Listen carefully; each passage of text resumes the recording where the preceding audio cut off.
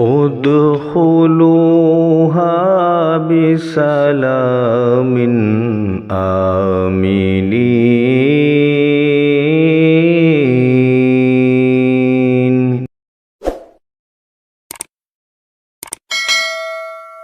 حضرت حمزہ رضی اللہ عنہ مسلمان ہو گئے۔ اعلان نبوت کے چھٹے سال حضرت حمزہ اور حضرت عمر رضی اللہ عنہما دو ایسی ہستیاں دامن اسلام میں آ گئیں جن سے اسلام اور مسلمانوں کے جاہ و جلال اور ان کے عزت و اقبال کا پرچم بہت ہی سربلند ہو گیا۔ حضور صلی اللہ علیہ وسلم کے چچاؤں میں حضرت حمزہ کو آپ سے بڑی والہانہ محبت تھی اور وہ صرف 2-3 سال حضور صلی اللہ علیہ وسلم سے عمر میں زیادہ تھے، اور چونکہ انہوں نے بھی حضرت صوبیہ کا دودھ پیا تھا اس لیے حضور صلی اللہ علیہ وسلم کے رضاعی بھائی بھی تھے۔ حضرت حمزہ رضی اللہ عنہ بہت ہی طاقتور اور بہادر تھے اور شکار کے بہت ہی شوقین تھے۔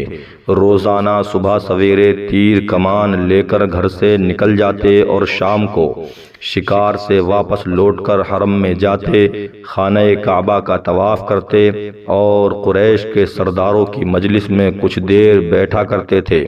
ایک دن حسب معمول شکار سے واپس لوٹے تو ابن جدعان کی لونڈی اور خود ان کی بہن حضرت بی بی صفیہ رضی اللہ عنہما نے ان کو بتایا کہ آج ابو جہل نے کس کس طرح تمہارے بھتیجے حضرت محمد صلی اللہ علیہ وسلم کے ساتھ بے ادبی اور گستاخی کی ہے۔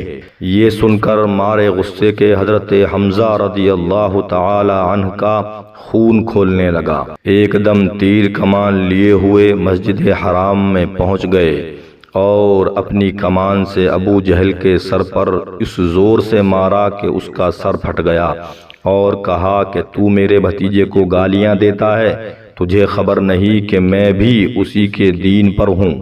یہ دیکھ کر قبیلہ بنی مخزوم کے کچھ لوگ ابو جہل کی مدد کے لیے کھڑے ہو گئے، تو ابو جہل نے یہ سوچ کر کہ کہیں بنو ہاشم سے جنگ نہ چھڑ جائے، یہ کہا کہ اے بنی مخزوم، آپ لوگ حمزہ کو چھوڑ دیجئے، واقعی آج میں نے ان کے بھتیجے کو بہت ہی خراب قسم کی گالیاں دی ہیں۔ حضرت حمزہ رضی اللہ تعالی عنہ نے مسلمان ہو جانے کے بعد زور زور سے ان اشعار کو پڑھنا شروع کر دیا۔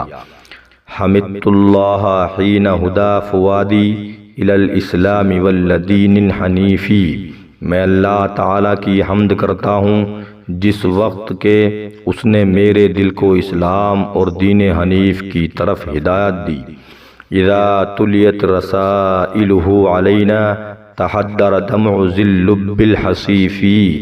جب احکام اسلام کی ہمارے سامنے تلاوت کی جاتی ہے تو باکمال عقل والوں کے آنسو جاری ہو جاتے ہیں۔ وَأَحْمَدُ مُصْطَفًى فِينَا مُطَاعٌ فَلَا تَغْشَوْهُ بِالْقَوْلِ الْعَنِيفِ۔ اور خدا کے برگزیدہ احمد صلی اللہ علیہ وسلم ہمارے مقتدی ہیں، تو اے کافرو اپنی باطل بکواس سے ان پر غلبہ مت حاصل کرو۔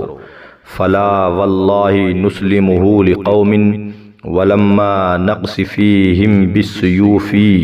تو خدا کی قسم ہم انہیں قوم کفار کے سپرد نہیں کریں گے، حالانکہ ابھی تک ہم نے ان کفار کے ساتھ تلواروں سے فیصلہ نہیں کیا ہے۔